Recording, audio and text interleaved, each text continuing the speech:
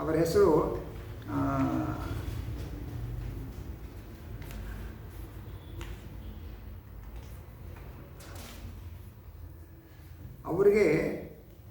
ಅವರು ವಿದೇಶ ವ್ಯಾಸಂಗಕ್ಕೋಸ್ಕರವಾಗಿ ಅಂತ ಹೋಗಿದ್ದವರು.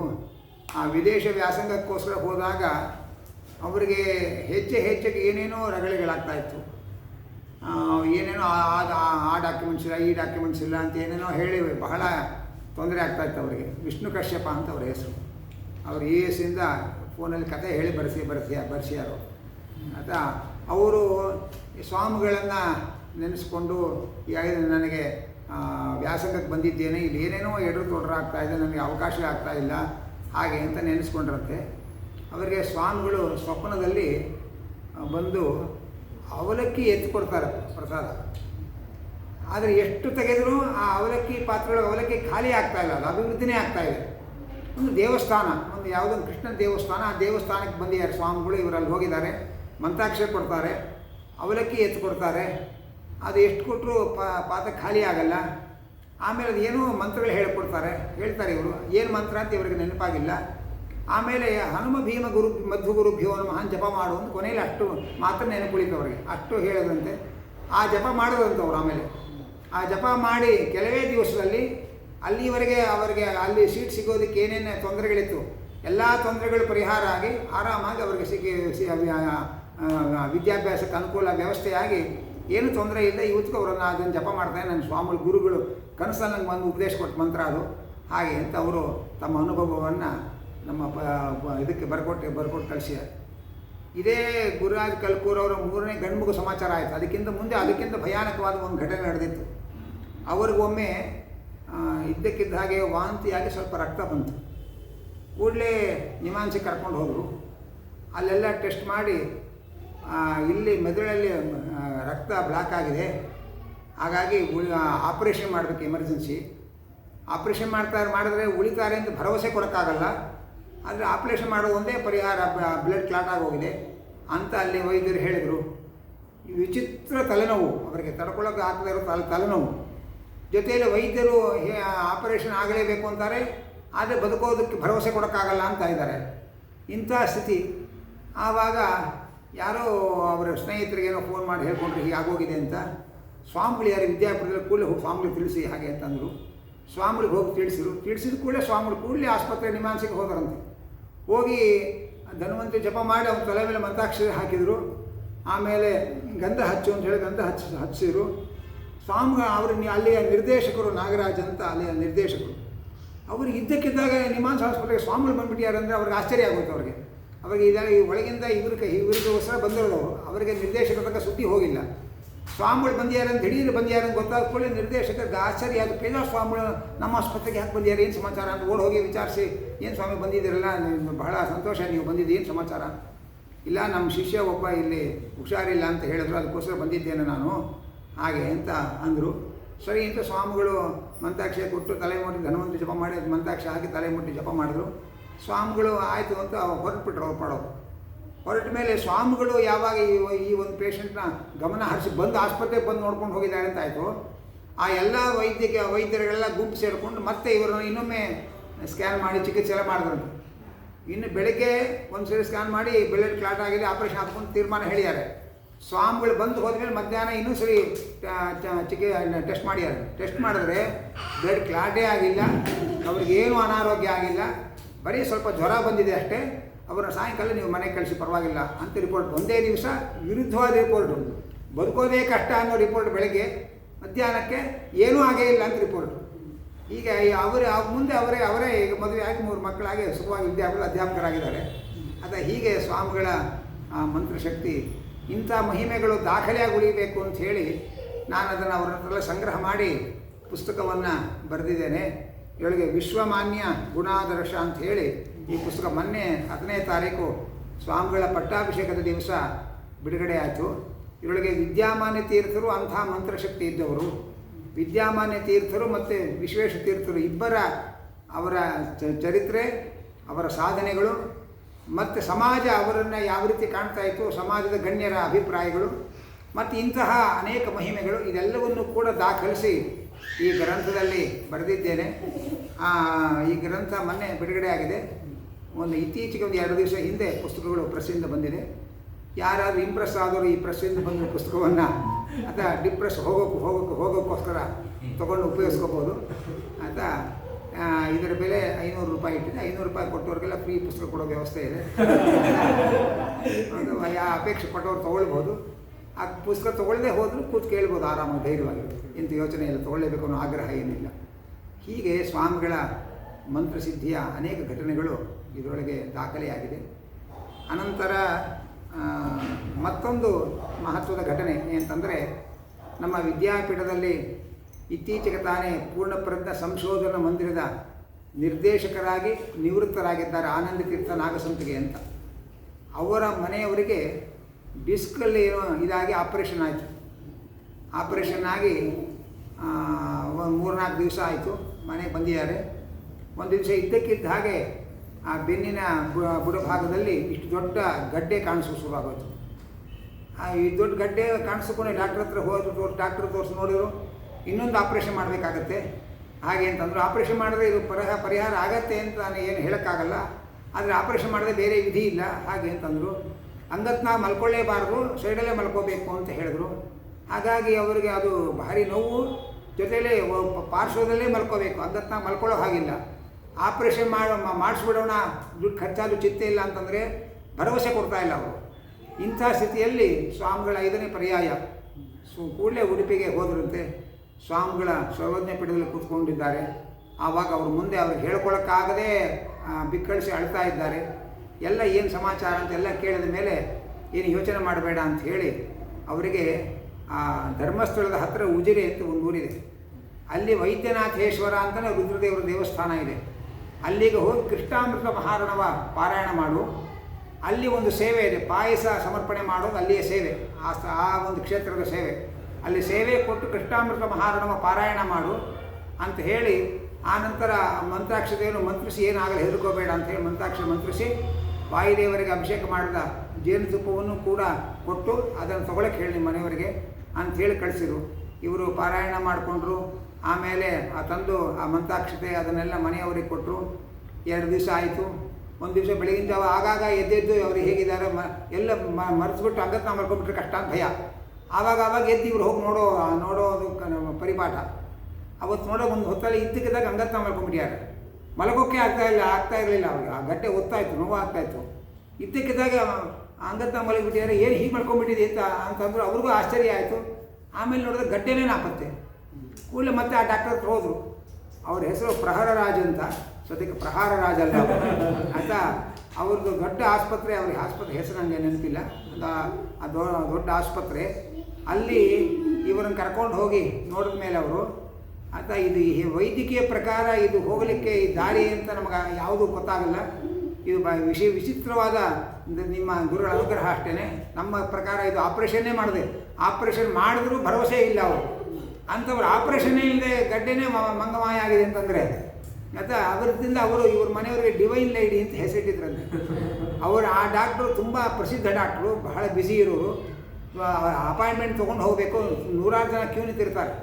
ಅವತ್ತು ಅವ್ರನ್ನ ಡಾಕ್ಟ್ರು ಅವರ ಪರಿಚಾರಕರನ್ನು ಕರೆದು, ಇನ್ಮೇಲೆ ಇವರು ಯಾವಾಗ ಬಂದರೂ ಕೂಡ ಯಾವುದೇ ಕ್ಯೂನಲ್ಲಿ ನಿಲ್ಲಿಸಬಾರ್ದು, ಅಪಾಯಿಂಟ್ಮೆಂಟ್ ಬೇಕಾಗಲಿ, ಬಂದ ಕೂಡಲೇ ನನ್ನ ಹತ್ರ ಕಳಿಸ್ಬೇಕು ಅಂತ ಅವ್ರ ಪರಿಚಾರಕರಿಗೆ ಹೇಳಿ ವಾಪಸ್ ಹೋದ್ರೆ ಅವ್ರನ್ನ ಬನ್ನಿ ಡಿವೈನ್ ಲೇಡಿ ಅಂತ ಅವ್ರು ಕರೆದು ಕೂಡಿಸ್ಕೊಳ್ತಾ ಇದ್ದಾರಂತೆ.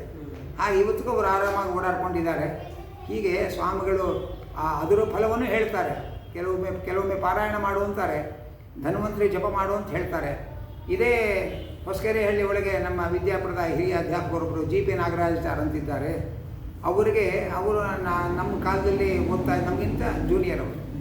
ಅವರಿಗೆ ಒಂದು ವಿಚಿತ್ರವಾದ ಹೊಟ್ಟೆ ನೋವು ಬರ್ತಾಯಿತ್ತು. ಆ ಹೊಟ್ಟೆ ನೋವು ಬಂದರೆ ಪಾಪ ಹೊರಳಾಡಿಬಿಡೋರು. ರಾತ್ರಿ ಎಲ್ಲ 3-4 ದಿವಸ ತಡ್ಕೊಳಕ್ಕಾಗ್ತಾ ಇರಲಿಲ್ಲ. ಹಾಗೇ ಒಮ್ಮೆ ಹೊಟ್ಟೆ ನೋವು ಬಂದಿತ್ತು. ನಾವು ಆ ವಿದ್ಯಾರ್ಥಿಗಳಾಗಿದ್ದಾಗಲೂ ಅವರ ಹೊಟ್ಟೆ ನೋವು ಸಂಕಟವನ್ನು ನಾವೆಲ್ಲ ನೋಡಿದ್ದೇವೆ ಕಣ್ಣಾರೆ. ಹಾಗೇ ಹೊಟ್ಟೆ ನೋವು ಬಂದಾಗ ಡಾಕ್ಟರ್ ಹತ್ರ ಹೋದರು. ಏನೋ ಒಂದು ಮಾತ್ರೆ ಕೊಟ್ಟರು. ಒಂದು ತತ್ಕಾಲಕ್ಕೆ ಉಪಶಮನ ಆಗ್ತಾಯಿತ್ತು. ಮತ್ತು 4 ದಿವಸ ಆದಮೇಲೆ ಮತ್ತೆ ಅದೇ ಹೊಟ್ಟೆ ನೋವು ಸಂಕಟ. ಟೆಸ್ಟ್ ಮಾಡೋಕ್ಕೆ ಹೋದರೆ ಒಳಗಿನ ಏನು ಕಾರಣಗಳು ಇಲ್ಲ, ಆದರೆ ನೋವಂತೂ ವಿಪರೀತ ತಡ್ಕೊಳ್ಳೋಕ್ಕಾಗದಿರೋಷ್ಟು ನೋವು ಬರ್ತಾಯಿದೆ. ಸ್ವಾಮಿಗಳ ಜೊತೆ ಒಮ್ಮೆ ಸಂಚಾರದಲ್ಲಿದ್ದಾಗ ಹಾಗೆ ನೋವು ಬಂದು ಸ್ವಾಮಿಗಳೇ ವ್ಯಾನಲ್ಲಿ ಕರ್ಕೊಂಡು ಹೋಗಿ ನರ್ಸಿಂಗ್ ಹೋಮ್ ಸೇರಿಸಿ ಡಾಕ್ಟ್ರಿಗೆ ಹೇಳಿ ಚೆಕ್ ಮಾಡಿ ಅಂತೆಲ್ಲ ಹೇಳಿದರು. ಅದು ಆಯಿತು. ಆದರೂ ಕೂಡ ಅದು ವಾಸಿಯಾಗಿರಲಿಲ್ಲ. ಸ್ವಾಮಿಗಳು ಆವಾಗ ಅವರು ಅಲ್ಲೇ ಉಡುಪಿಲೇ ಇದ್ದರು. ಸ್ವಾಮಿಗಳಿಗೆ ಈ ಹೊಟ್ಟೆ ನೋವು ಅನುಭವಿಸ್ತಾ ಇರೋದು ನೋಡಿ ಅವರು, ನೀನು ಧನ್ವಂತರಿ ಮಂತ್ರ ದಿವಸಕ್ಕೆ 1000 ಬಾರಿ ಜಪ ಮಾಡು ಅಂಥೇಳಿ ಅವರು ಮಂತ್ರಿಸಿ ಮಂತ್ರಾಕ್ಷತೆಯನ್ನು ಕೊಟ್ಟು ಧನ್ವಂತರಿ ಮಂತ್ರವನ್ನು 1000 ಬಾರಿ ದಿವಸಕ್ಕೆ 1000 ಜಪ ಮಾಡು ಅಂತ ಹೇಳಿ ಆಮೇಲಿಂದ ಪರ್ಮನೆಂಟಾಗಿ ಅದು ಹೊಟ್ಟೆ ನೋವು ವಾಸಿ ಆಗೋಯ್ತು. ಅವರು ಹುಟ್ಟಿದಾಗಿಂದ ಆಗಾಗ ಇದ್ದಕ್ಕಿದ್ದಾಗ ಯಾವಾಗಲೂ 2 ವರ್ಷಕ್ಕೆ ಒಂದ್ಸಕ್ಕೆ ಇದ್ದಕ್ಕೆ ಕಾಣಿಸ್ಕೊಂಡು ಹಿಂಸೆ ಕೊಡ್ತಾಯಿದ್ರು. ಇವತ್ತು ಅವರು ಹೊಟ್ಟೆ ನೋವಿಂದ ಮುಕ್ತರಾಗಿ ಆರಾಮಾಗಿದ್ದಾರೆ ಇವತ್ತು.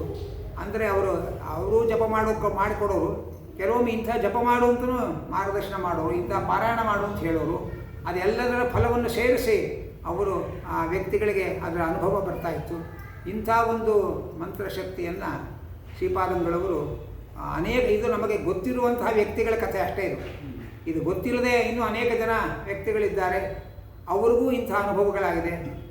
ಅವರ ಗುರುಗಳಾದ ವಿದ್ಯಾಮಾನ ತೀರ್ಥರು ಕೂಡ ಮಹಾ ಮಂತ್ರಶಕ್ತಿ ಇದ್ದವರು, ಮಹಾನುಭಾವರವರು. ಇದೇ ಕಲ್ಯಾಣಿ ರಾಘವೇಂದ್ರ ಸ್ವಾಮಿಗಳ ಮಠ ಇದೆ. ಆ ಕಾಲಕ್ಕೆ ನಮಗಿಂತ ಮುಂಚಿನ ಕಾಲದ ಒಂದು ಕಥೆ ಹೇಳೋರು. ಕಲ್ಯಾಣಿ ಆನಂದ ತೀರ್ಥಾಚಾರ್ಯರು ಅಂತ ಹೇಳಿ ಅದರ ಓನರು. ಅವರ ಒಬ್ಬ ಗಂಡು ಮಗ, ಅವನಿಗೆ ಮಾತೇ ಬರ್ತಾ ಇರಲಿಲ್ಲ. ಸ್ವಾಮಿಯ ಮಗನಿಗೆ ಮಾತೇ ಬರೋದಿಲ್ಲ ಹಾಗೆ ಅಂತ ನಾವು ಆ ಮಗನ ನೋಡಿದ್ದೇವೆ. ನಾವು ಇವಾಗ ಇದ್ದಾಗಲೂ ಗೊತ್ತಿಲ್ಲ, ಆವಾಗ ನಾವು ಹುಡುಗರಿದ್ದಾಗ ಆ ಮಗನ ನೋಡಿದ್ದೇವೆ ನಾವು. ಮಾತೇ ಬರ್ತಾ ಇರಲಿಲ್ಲ. ಅವರು ಒಂದು ವಿದ್ಯಾಮಾನ ತೀರ್ಥರ ಹತ್ರ ಕೇಳಿಕೊಂಡ್ರು. ಆಗೇನಂದರೆ ಪೇಜಾವರ ಸ್ವಾಮಿಗಳು ವಿದ್ಯಾಮಾನ ತೀರ್ಥರು ಇಬ್ಬರು ಕೂಡ ಪ್ರತಿನಿತ್ಯ ಅವಗಾಹನ ಸ್ನಾನ ಮಾಡಬೇಕು ಅನ್ನೋ ನಿಯಮ ಇಟ್ಕೊಂಡಿದ್ರು. ಕಲ್ಯಾಣಿ ಒಳಗೆ ಇಳಿಯೋ ಬಾವಿ ಇತ್ತು ಒಂದು ಹಿಂಗಡೆ. ಇವಾಗ ಮುಚ್ಚಿದ್ದಾರೆ ಅಥವಾ ಕಾಂಪೌಂಡ್ ಒಳಗೆ ಸೇರಿಸ್ಕೊಂಡಿದ್ದಾರೆ ಗೊತ್ತಿಲ್ಲ. ಆವಾಗಿಂದ ನಾವೆಲ್ಲ ಸ್ನಾನಕ್ಕೆ ಹೋಗ್ತಾ ಇದ್ವಿ. ಪ್ರತಿನಿತ್ಯ ಸ್ವಾಮಿಗಳು ಬೆಳಗಿನ ಜಾವ 5 ಹೋಗಿ ಅಲ್ಲಿ ಅವಗಾಹನ ಸ್ನಾನ ಮಾಡಿ ರಾಯರ ಮಠದಲ್ಲೇ ಕೂತ್ಕೊಂಡು 7-7:30 ಗಂಟೆ ಜಪ ಮಾಡ್ಕೊಂಡು ಆಮೇಲೆ ವಿದ್ಯಾಪೀಠ ಬರೋ ಪದ್ಧತಿ. ಹಾಗೆ ವಿದ್ಯಾಮಾನ ತೀರ್ಥರಲ್ಲಿ ಜಪ ಮಾಡ್ತಾ ಇದ್ದಾಗ ಅಲ್ಲಿ ಹೋಗಿ ಬಂದು ಕೇಳಿದ್ರು, ಸ್ವಾಮಿಗಳು ಪ್ರತಿನಿತ್ಯ ನಾನು ಜಪ ಮಾಡಬೇಕಾದ್ರೆ ಕರ್ಕೊಂಬನ್ನಿ ಮಗನ್ನ ಅಂತ ಹೇಳ್ತಾಯಿದ್ರು. ಅವರು ಜಪಿಸಿದ ತೀರ್ಥವನ್ನು ಅವ್ರಿಗೆ ಕೊಡ್ತಾ ಬಂದರು. ಬಹುಶಃ 40 ದಿವಸ ಏನೋ ಇಷ್ಟು ದಿವಸ ಅಂತ ಹೇಳ್ತಾರೆ, ಅಷ್ಟು ದಿವಸ ತೀರ್ಥ ಕೊಟ್ಟರು. ಆಮೇಲೆ ಅವನಿಗೆ ಮಾತು ಬಂತು. ಅವನು ಮಾತಾಡ್ತಾ ಇದ್ದದ್ದನ್ನು ನಾವು ನೋಡಿದ್ದೇವೆ. ಆವಾಗಲೇ ನಮಗೆ ಈ ಕಥೆ ಹೇಳಿದ್ರು. ಅಂದರೆ ಪೂರ್ಣವಾಗಿ ಸ್ಪಷ್ಟವಾಗಿ ಮಾತಾಡ್ತಾ ಇರಲಿಲ್ಲ, ಆದರೆ ಏನೂ ಮಾತೇ ಆಡ್ತಾ ಇರಲಿಲ್ಲ. ಅಂಥವನು ಪ್ರಯತ್ನಪಟ್ಟು ಮಾತಾಡ್ತಾ ಇದ್ದ. ಅಷ್ಟರ ಮಟ್ಟಿಗೆ ವಿದ್ಯಾಮಾನ ತೀರ್ಥರು ಮಂತ್ರಿಸಿದ ತೀರ್ಥವನ್ನು ಕೊಟ್ಟು, ದೇವರ ತೀರ್ಥವನ್ನು ಕೊಟ್ಟು ಅವರಿಗೆ ಮಾತು ಬರೆಸಿದ್ದನ್ನು ನಾವೇ ಕಣ್ಣಾರೆ ನೋಡಿದ್ದೇವೆ. ಅದೇ ತರಹ ನಮಗಿಂತ ಮುಂಚೆ ನಡೆದ ಒಂದು ಕಥೆಯನ್ನು ಹೇಳ್ತಾರೆ. ಒಮ್ಮೆ ಅವರು ಯಾವುದೋ ಊರಿಗೆ ಹೋಗ್ತಾ ಇದ್ದಾಗ ಉತ್ತರ ಭಾರತ ಕಡೆ ಯಾವುದೋ ಊರಿಗೆ ಹೋಗಿದ್ದರು. ಅಲ್ಲಿ ಒಂದು ಕಡೆ ಅವರಿಗೆ ಉಳ್ಕೊಂಡು ಪೂಜೆ ಮಾಡ್ಕೊಂಡು ಹೋಗಬೇಕಾಗಿತ್ತು. ಆಗ ಅಲ್ಲಿಗೆ ಪೂಜೆ ಮಾಡ್ಕೊಂಡು ಹೋಗಿದ್ರು. ಅಲ್ಲಿ ಯಾರು ಆ ಒಂದು ಕಲ್ಯಾಣ ಮಂಟಪನೋ ಏನೋ ಅವರು ಅದರ ಮಾಲೀಕರು, ಅವರ ಮನೆ ಹೆಂಗಸರು, ಅವರಿಗೆ ಮೈಯೆಲ್ಲ ತೊಂದು ಬಂದುಬಿಟ್ಟಿತ್ತು. ಅದಕ್ಕೆ ಅವರು ಬಂದು ಪರ್ಯಾಯ ಹೀಗಾಗಿದೆ ಸ್ವಾಮಿ ಹಾಗೆ ಅಂಥೇಳಿ ಪಾಪ ಸ್ವಾಮಿಗಳ ಹತ್ರ ಬಂದು ನಮಸ್ಕಾರ ಮಾಡಿ ಕಣ್ಣೀರು ಹಾಕ್ಕೊಂಡ್ರು. ಸ್ವಾಮಿಗಳು ರಾಘವೇಂದ್ರ ಸ್ವಾಮಿಗಳ ಮೃತ್ತಿಗೆ ಅವರು ಡಬ್ಬಿಲಿ ಇಟ್ಕೊಂಡಿರ್ತಾಯಿದ್ರು ಹಚ್ಕೊಳ್ಳೋಕ್ಕೆ. ಅದನ್ನು ಕೊಟ್ಟು ಇದು ಹಚ್ಕೊಳ್ಳಿ, ಇದು ಹಚ್ಕೊಂಡು ಇದ್ರ ನೀರು ಕುಡೀರಿ ಹಾಗೆ ಅಂತ ಹೇಳ್ಬಿಟ್ಟು ಹೋಗಿದ್ರು. ಇದೆಲ್ಲ ಮುಗಿದು ಕೆಲವು ತಿಂಗಳುಗಳಾದ ಮೇಲೆ, ತುಂಬ ಸಮಯ ಆದಮೇಲೆ ಇನ್ನೊಮ್ಮೆ ಅದೇ ಊರಿಗೆ ಬರೋ ಸಂದರ್ಭ ಬಂತು. ಅದೇ ಊರಿಗೆ ಬರೋ ಸಂದರ್ಭದಲ್ಲಿ ಅಲ್ಲೇ ಉಳ್ಕೊಂಡು ಪೂಜೆ ಮಾಡ್ಕೊಂಡು ಹೋಗುವಂಥ ಕಾರ್ಯಕ್ರಮ. ಆಗ ಅವರಿಗೆ ಮುಂಚೆ ಫೋನ್ ಮಾಡಿ ತಿಳಿಸಿದ್ರು, ಇಂಥ ಕಡೆ ಪೂಜೆಗೆ ವ್ಯವಸ್ಥೆ ಆಗಬೇಕು ಅಂತ ತಿಳಿಸಿದ್ರು. ಸ್ವಾಮಿಗಳು ಹೋದರು. ಸ್ವಾಮಿಗಳು ಹೋಗುವಷ್ಟೊತ್ತಿಗೆ ಇಡೀ ಊರಿನ ಜನ ಸೇರಿಬಿಟ್ಟಿದ್ದಾರೆ. ಭಾರಿ ಮೆರವಣಿಗೆ ವ್ಯವಸ್ಥೆ. ಸ್ವಾಮಿಗಳು ಯಾಕೆ ನಮ್ಮ ಪರಿಚಯ ಇರೋರಲ್ಲ ಅವ್ರು ಯಾರು ಕೂಡ, ಇದ್ಯಾಕೆ ಹೀಗೆಲ್ಲ ವ್ಯವಸ್ಥೆ ಮಾಡಿದರೆ ಏನು ಸಮಾಚಾರ ಅಂತ ಕೇಳಿದರೆ, ಅವತ್ತು ಅವರು ರಾಯರ ಮೃತ್ತಿಗೆ ಕೊಟ್ಟಿದ್ರಲ್ಲ, ಅವರು ಅದನ್ನು ಸ್ವೀಕಾರ ಮಾಡಿ ಅದು ಅವರ ಚರ್ಮರೋಗ ಪೂರ್ತಿ ಪರಿಹಾರ ಆಗಿ ಇವರನ್ನೇ ಅವರು ರಾಘವೇಂದ್ರ ಸ್ವಾಮಿಗಳು ಅಂತ ಅಂದ್ಕೊಂಡ್ಬಿಟ್ಟಿದ್ರಂತೆ. ಹಾಗೆ ಅಂದ್ಕೊಂಡು ರಾಘವೇಂದ್ರ ಸ್ವಾಮಿಗಳು ಬರ್ತಾ ಇದ್ದಾರೆ ನಮ್ಮ ಮನೆಗೆ ಅಂಥೇಳಿ ಅಷ್ಟು ವೈಭವದ ಮೆರವಣಿಗೆ ಸ್ವಾಗತ ಎಲ್ಲ ಮಾಡ್ತಾ ಇದ್ರಂತೆ. ಆಮೇಲೆ ಸ್ವಾಮಿಗಳು ರಾಘವೇಂದ್ರ ಸ್ವಾಮಿಗಳು ಫೋಟೋ ತೋರಿಸಿ, ಇವರು ರಾಘವೇಂದ್ರ ಸ್ವಾಮಿಗಳು ನಾನಲ್ಲ, ಇವರ ಅನುಗ್ರಹದಿಂದ ನಿಮಗೆ ಹೀಗೆ ಆಗಿರೋದು ಅಂತ ಹೇಳಿ ಸ್ವಾಮಿಗಳು ಅವರಿಗೆ ರಾಘವೇಂದ್ರ ಸ್ವಾಮಿ ಫೋಟೋ ಕೊಟ್ಟು, ನೀವು ಇದನ್ನು ದಿನ ನೀವು ಪೂಜೆ ಮಾಡ್ಕೊಳ್ಳಿ ಅಂತ ಹೇಳಿ ಸ್ವಾಮಿಗಳು ರಾಘವೇಂದ್ರ ಸ್ವಾಮಿ ಫೋಟೋ ಕೊಟ್ಟು ವಾಪಸ್ ಬಂದರು, ಅನುಗ್ರಹ ಮಾಡಿ ಬಂದರು. ಹಾಗೆ ಅಂತ ಅವರ ಜೊತೆ ಇದ್ದ ವ್ಯಕ್ತಿಗಳು ಬರೆದಿಟ್ಟ ಕಥೆ ಇದು ಅಂತ. ಹೀಗೆ ಅವರ ವಿದ್ಯಾಮಾನ ತೀರ್ಥರು ಹಾಗೆ ಪೇಜಾವರ ಶ್ರೀಪಾದಂಗಳವರು ಇಬ್ಬರೂ ಕೂಡ ಅನೇಕ ಅದ್ಭುತವಾದಂತಹ ಮಂತ್ರಶಕ್ತಿಯ ಪ್ರಭಾವವನ್ನು ಸಮಾಜದ ಮೇಲೆ ಬೀರಿದ್ದಾರೆ. 5ನೇ ಪರ್ಯಾಯದಲ್ಲಿ ಒಬ್ಬ ಗಂಡ ಹೆಂಡತಿ ಬಂದು ಜೋರಾಗಿ ಕಣ್ಣೀರು ಹಾಕ್ಕೊಂಡ್ರು. ಅವ್ರ ಮಗನನ್ನು ಕರ್ಕೊಂಬಂದಿದ್ರು. ಅವ್ರ ಮಗನಿಗೆ ಏಳಕ್ಕೆ ಆಗಲ್ಲ, 2 ಕಾಲು ಸ್ವಾಧೀನ ಇಲ್ಲ. ಅವನ ಒಂದು ಕಡೆ ಕೂರಿಸ್ಬಿಟ್ಟಿದ್ರು. ಒಂದು ಚಿಕ್ಕ ವಯಸ್ಸಿನ ಹುಡುಗ ಪಾಪ, ಅವನು ಒಂದು ಕಡೆ ಕೂರಿಸ್ಬಿಟ್ಟಿದ್ದಾನೆ. ಇವರಿಬ್ಬರು ಬಂದು ಕೆಟ್ಟ ನಮಸ್ಕಾರ ಮಾಡ್ತಾ ಇದ್ದಾರೆ. ಸ್ವಾಮಿಗಳ ಮುಂದೆ ಬಂದು ಹೇಳಿ ಕಣ್ಣೀರು ಹಾಕ್ಕೊಂಡು, ಸ್ವಾಮಿ ನಮ್ಮ ಮಗನಿಗೆ 2 ಕಾಲು ಸ್ವಾಧೀನ ಇಲ್ಲ, ಅವನಿಗೆ ಇಲ್ಲಿಗೆ ಬಂದು ನಮಸ್ಕಾರ ಮಾಡಲಿಕ್ಕಾಗಲ್ಲ ಅಂಥೇಳಿ ಇವರು ನಮಸ್ಕಾರ ಮಾಡಿ ಅನುಗ್ರಹ ಮಾಡಬೇಕು ಅಂತ ಹೇಳಿದ್ರಂತೆ. ಸ್ವಾಮಿಗಳು ಬರೋ ವರ್ಷ ನಿಮ್ಮ ಹುಡುಗನೇ ನಡ್ಕೊಂಡು ಬಂದು ನನ್ನ ಹತ್ರ ಮಂತ್ರಾಕ್ಷಿ ತೊಗೊಳ್ತಾನೆ, ಏನು ಯೋಚನೆ ಮಾಡಬೇಡಿ ಅಂಥೇಳಿ ಮಂತ್ರಾಕ್ಷಿ ಕೊಟ್ಟರು. ಆ ನಂತರ ಅದೇ ಸರಿಯಾಗಿ 5ನೇ ಪರ್ಯಾಯ ಮುಗಿಯುವ ಸಮಯ. ಆಗ ಅವರ ಮಗನ ಜೊತೆ ಬಂದು ಮಗ ಅವನು ನಡ್ಕೊಂಡ್ಬಂದು ಸ್ವಾಮಿಗಳು ಬಂದು ನಮಸ್ಕಾರ ಮಾಡಿ ಮಂತ್ರಾಕ್ಷಿ ತೊಗೊಂಡ ಅಂತ ಇಂಥ ಒಂದು ಘಟನೆ ಅದು ಕಣ್ಣಾರೆ ಕಂಡವರು ನಮ್ಮ ವಿದ್ಯಾಪೀಠದ ಅಧ್ಯಾಪಕರೇ ಆಗ ವಿದ್ಯಾರ್ಥಿಗಳಾಗಿದ್ದು ಕಣ್ಣಾರೆ ಕಂಡವರು. ಹೀಗೆ ಇದೆಲ್ಲ ಮಂತ್ರ ಆಚಾರ್ಯರು ಒಂದು ಮಾತು ಹೇಳ್ತಾರೆ ಸಂಸ್ಕಾರದಲ್ಲಿ, ಭಾಗವತ ತಾತ್ಪರ್ಯ ಒಂದು ಕಡೆ ಬರುತ್ತೆ. ನಮ್ಮ ಮಂತ್ರ ಫಲಿಸದೇ ಇರೋದಕ್ಕೆ ಕಾರಣಗಳೇನು ಅಂತ ಕೆಲವು ಕಾರಣ ಲಿಸ್ಟ್ ಕೊಡ್ತಾರೆ. ಒಂದು, ಗುರುಗಳು ಉಪದೇಶ ಮಾಡಿದ ಗುರುಗಳಲ್ಲಿ ಯೋಗ್ಯತೆ ಇಲ್ಲದೆ ಹೋದರೆ ನಮಗೆ ಮಂತ್ರ ಫಲಿಸಲ್ಲ. ಜಪ ಮಾಡುವವನಿಗೆ ಯೋಗ್ಯತೆ ಇಲ್ಲದೆ ಹೋದರೆ ಮಂತ್ರ ಫಲಿಸಲ್ಲ. ಗುರುಗಳು ಪ್ರಸನ್ನವಾದ ಮನಸ್ಸಿನಿಂದ ಉಪದೇಶ ಕೊಡದೇ ಇದ್ದರೆ ಇವನಿಗೆ ಬೇಜಾರು ಮಾಡ್ಕೊಂಡು ಏನೋ ಕೊಟ್ಟು ಕಳಿಸೋಣಪ್ಪ ಅಂತ ಅವನ ಹತ್ರ ಕಳಿಸಿದರೆ ಆಗಲೂ ಇವನಿಗೆ ಫಲ ಬರಲ್ಲ. ಹೀಗೆ ಗುರುವೂ ಯೋಗ್ಯನಾಗಿರಬೇಕು, ಶಿಷ್ಯನೂ ಯೋಗ್ಯನಾಗಿರಬೇಕು, ಪ್ರಸನ್ನವಾದ ಮನಸ್ಸಿನಿಂದ ಅವರು ಉಪದೇಶ ಕೊಟ್ಟಿರಬೇಕು. ಆಗ ಇವನು ಅದಕ್ಕೆ ಸರಿಯಾದ ರೀತಿಯಲ್ಲಿ ಶ್ರದ್ಧೆಯಿಂದ ಅನುಷ್ಠಾನ ಇಟ್ಟುಕೊಂಡು ಇವನು ಜಪ ಮಾಡಿರಬೇಕು, ಆಗ ಸಿದ್ಧಿ ಬರುತ್ತೆ ಅನ್ನುವಂಥ ಒಂದು ಮಾತನ್ನು ಮಧ್ವಾಚಾರ್ಯರು ಭಾಗವತ ತಾತ್ಪರ್ಯದಲ್ಲಿ ಹೇಳ್ತಾರೆ. ಇಲ್ಲಿ ಇಬ್ಬರು ಗುರು ಶಿಷ್ಯರಂಥ ಮಹಾನುಭಾವರು ಅವರ ನಿಷ್ಠೆ 80 ವರ್ಷ ಅವರು ಸನ್ಯಾಸಿಗಳಾಗಿದ್ದಾರೆ ಅಂದರೆ 80 ವರ್ಷದ ಚಾತುರ್ಮಾಸ್ಯ, 80 ವರ್ಷದ ಪ್ರಣವ ಮಂತ್ರ ಜಪಗಳು, ದಿವಸಕ್ಕೆ 3000 ಹಾಗೆ 80 ವರ್ಷಗಳ ಲೆಕ್ಕ ಹಾಕ್ಕೊಳ್ಳಿ. ಅದರಂತೆ ಬೇರೆ ಬೇರೆ ಮಂತ್ರ ಜಪಗಳು, ಅವರು ಮಾಡಿರ್ತಕ್ಕಂಥ ತೀರ್ಥಕ್ಷೇತ್ರಗಳು ಸಂಚಾರ, ಅವರು ಮಾಡಿರ್ತಕ್ಕಂಥ ಅನ್ನದಾನಗಳು, ಅವರು ಮಾಡಿರ್ತಕ್ಕಂಥ ಶಾಸ್ತ್ರ ಪಾಠ ಪ್ರವಚನಗಳು, ಸುಧಾ ಪಾಠಗಳು, ಇದೆಲ್ಲದರ ಫಲ ಮಡುಗಟ್ಟಿ ಅವರ ಮೂಲಕ ಸಮಾಜಕ್ಕೆ ಹರಿದು ಬಂದಿದೆ ಅನ್ನುವುದನ್ನು ನಾವು ಮನಗಾಣಬಹುದು. ಅಂತಹ ಗುರುಗಳ ಮಹಿಮೆಯನ್ನು ಈ ಒಂದು ಶಾಲೆಯ ಆವರಣದಲ್ಲಿ ಸ್ಮರಿಸಿಕೊಳ್ಳುವಂಥ ಅವಕಾಶವನ್ನು ಇಲ್ಲಿಯ ವ್ಯವಸ್ಥಾಪಕ ವರ್ಗ ಒದಗಿಸಿಕೊಟ್ಟಿದ್ದಕ್ಕೆ ಬಹಳ ಧನ್ಯವಾದಗಳನ್ನು ಅರ್ಪಣೆ ಮಾಡ್ತೇನೆ. ಆ ಪುಸ್ತಕಗಳನ್ನು ಒಂದು 5 ಪ್ರತಿ ತಂದಿದ್ದೇನೆ, ಯಾರು ಅಪೇಕ್ಷೆ ಪಡೋರು ಸ್ವೀಕಾರ ಮಾಡಬಹುದು ಅಂತ ಹೇಳ್ತಾ, ನಾಡದ ಆರಾಧನಾ ಸಮಯದಲ್ಲಿ ನೀವು ಬಂದು ಏನೇ ಸಮಸ್ಯೆಗಳಿದ್ದು ಶ್ರೀಪಾದಂಗಳವರ ಬೃಂದಾವನದಲ್ಲಿ ಅರಿಕೆ ಮಾಡಿಕೊಂಡು ನೀವು ಸೇವೆ ಮಾಡಿ ಫಲವನ್ನು ಪಡೆಯಬಹುದು ಅಂತ ಹೇಳ್ತಾ ನಾನು 2 ಮಾತುಗಳನ್ನು ಹರಯೇ ನಮಃ ಸರ್ವಯ ಭುಜೇ ನಮಃ ಸಮರ್ಪಣೆ ಮಾಡ್ತಾ ಇದ್ದೆ. ಆಚಾರ್ಯರಿಗೆ ಧನ್ಯವಾದಗಳು. ನಮ್ಮ ಪೂರ್ಣಪ್ರಮತಿಯ ಮೊದಲ ಮಾರ್ಗದರ್ಶಕರು ಪ್ರತಿಷ್ಠಾಪಕರು ವಿಶ್ವೇಶತೀರ್ಥ ಶ್ರೀಪಾದರು. ಅವರಲ್ಲಿ ಹೇಗೆ ಅಂತ ಹೇಳಿದರೆ, ಏ ಗುಣಾನಾಮ ಜಗತ್ ಪ್ರಸಿದ್ಧ ಎಂತೇಷ ತೇಜಸ್ಮ ನಿದರ್ಶಯಂತಿ ಅನ್ನೋ ಹಾಗೆ ಸುಮಾರಕ್ಕೆ ಯಾವ ಮಾನವನಲ್ಲಿ ಯಾವ ಸಹಜ ಗುಣಗಳಿರಬೇಕೋ, ಕೆಲವು ಮಾನವಾತೀತವಾದಂತಹ ಗುಣಗಳು ಯಾವ್ದು ಕಾಣ್ತೇವೋ, ಸುಮಾರಿಗೆ ನೆನಪು ಬರುತ್ತೋ, ಎಲ್ಲದಕ್ಕೂ ಒಂದು ದೃಷ್ಟಾಂತವಾಗಿ ನಾವು ಬೇಗ ವಿಶ್ವೇಶತೀರ್ಥ ಶ್ರೀಪಾದರನ್ನ ಕೊಡಬಹುದಾಗಿತ್ತು. ಒಂಥರ ನೋಡಿದರೆ ಒಂದು ಆಲ್ರೌಂಡರ್ ವ್ಯಕ್ತಿತ್ವ ಅವರದ್ದು. ಅಂತಹ ವ್ಯಕ್ತಿತ್ವ, ಅದರಲ್ಲಿ ನಾವು ಕೇವಲ ಒಂದು ಗುಣವನ್ನು, ಅವರು ತಾವು ಜಪಿಸಿದ ಜಪದ ಪ್ರಭಾವವನ್ನು, ಅವರ ಮಂತ್ರಗಳ ಜಪದ ಪ್ರಭಾವವನ್ನು ನಾವು ಇವತ್ತು ಕೇಳಿದ್ದೇವೆ. ಈ ಒಂದು ವಿಷಯದಲ್ಲಿ ಇದೊಂದು ವಿಷಯದಲ್ಲಿ ಮಾತಾಡೋದಕ್ಕೆ ರಾಮಲಿಂಗಾಚಾರ್ಯರನ್ನ ಬಿಟ್ಟರೆ ಇನ್ಯಾರು ತುಂಬ ಉಚಿತ ವ್ಯಕ್ತಿ ಅಂತ ಕಾಣೋಲ್ಲ. ಯಾಕೆಂತ ಹೇಳಿದ್ರೆ ಇನ್ಯಾರು ತುಂಬ ಜನ ಇದ್ದಾರೆ, ಅನುಭವಿಸಿದವರು ತುಂಬ ಜನ ಇದ್ದಾರೆ, ಕಂಡವರು ಕೇಳಿದವರು ಅನುಭವಿಸಿದವರು ತುಂಬ ಜನ ಇದ್ದಾರೆ. ಆದರೆ ಅವರೆಲ್ಲ ಕೂಡ ತಮ್ಮ ಸ್ವಂತ ಅನುಭವ, ಇನ್ನು ಕೆಲವರ ಅನುಭವಗಳಂತ ಹೇಳಬಹುದೇ ಹೊರತು ಆಚಾರ್ಯ ಏನು ಮಾಡಿದ್ದಾರೆ ಅಂತ ಹೇಳಿದ್ರೆ ಅವರು ಪುಸ್ತಕವನ್ನು ತೋರಿಸಿದ್ರು. ಅದು ಹೇಗೆ ಅಂತ ಹೇಳಿದ್ರೆ ಬಯೋಗ್ರಫಿಯನ್ನು ಬರೆದಿದ್ದಾರೆ.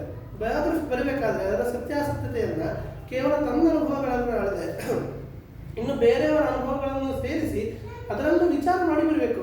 ಆ ರೀತಿಯಾದಂತಹ ಕೆಲಸವನ್ನು ಆಚಾರ್ಯರು ತಮ್ಮ ಪುಸ್ತಕದಲ್ಲಿ ಮಾಡಿದ್ದಾರೆ. ಆಚಾರ್ಯರು ಆಚಾರ್ಯರು ವಸ್ತುತಃ ನೋಡಿದರೆ ನಮಗೆ ಪಾಠ ಮಾಡ್ತಿದ್ದವರು. ಇವತ್ತು ನೀವು ಪ್ರವಚನದಲ್ಲಿ ಗಮನಿಸಿರಬೇಕು, ಅವರೊಬ್ಬರು ಒಂಥರ ಚಾಟು ಕವಿಗಳು. ಕೂಡಲೇ ನೀವು ಪ್ರೆಸ್ ಒಂದು ಶಬ್ದದಿಂದ ಯಾವ ರೀತಿಯಾಗಿ ಅವರು ಮಾತಾಡ್ತಾರೆ ಕೇಳಬೇಕು. ಅವರು ನಮಗೆ ರುಕ್ಮಿಣಿ ಶಿವಜಿಯನ್ನು ಪಾಠ ಮಾಡ್ತಾ ಇದ್ರು.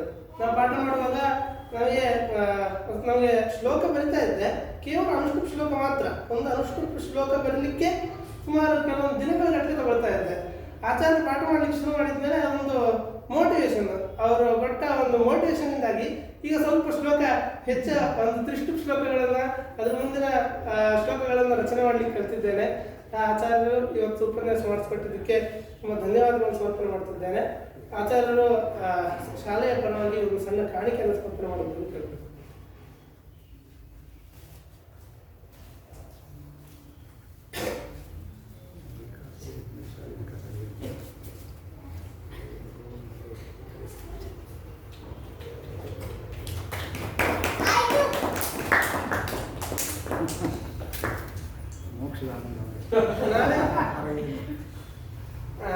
ನಾಳೆ ಇದೇ ನಾಡಿದ್ದು ಪುಷ್ಯ ಶುಕ್ಲ ತೃತೀಯದಂದು ಶ್ರೀಧರ ಸ್ವಾಮಿಗಳ ಆರಾಧನೆ ನಿಮಿತ್ತವಾಗಿ ನಾಳೆ ದಾಸವಾಣಿ ಗಾಯನ ಇರುತ್ತೆ. ತಾವೆಲ್ಲರೂ ಬರಬೇಕು ಅಂತ ಕೇಳ್ಕೊಳ್ತೇನೆ. ಸ್ವಸ್ತಿ ಪ್ರಜಾಭ್ಯ ಪರಿಪಾಲಯಂತಾಂ ನ್ಯಾಯೇನ ಮಾರ್ಗೇಣ ಮಹೀಂ ಮಹೀಷಾಃ ಗೋಬ್ರಾಹ್ಮಣೇಭ್ಯಃ ಶುಭಮಸ್ತು ನಿತ್ಯಂ ಲೋಕಾಃ ಸಮಸ್ತಾಃ ಸುಖಿನೋ ಭವಂತು. ಕಾಲೇ ವರ್ಷಪರ್ಜನ್ಯಃ ಪೃಥಿವೀ ಸಸ್ಯಶಾಲಿನಿ ದೇಶೋ ವಂಶೋ ಬಲಹಿತಃ ಸಜ್ಜನಾಃ ಸಂತು ನಿರ್ಭಯಾಃ ಅಪುತ್ರಾಃ ಪುತ್ರಿಣಃ ಸಂತು ಪುತ್ರಃ ಸಂತು ಪೌತ್ರಿಣಃ ಅಧರ್ಮಃ ಸಂತು ಜೀವನಂ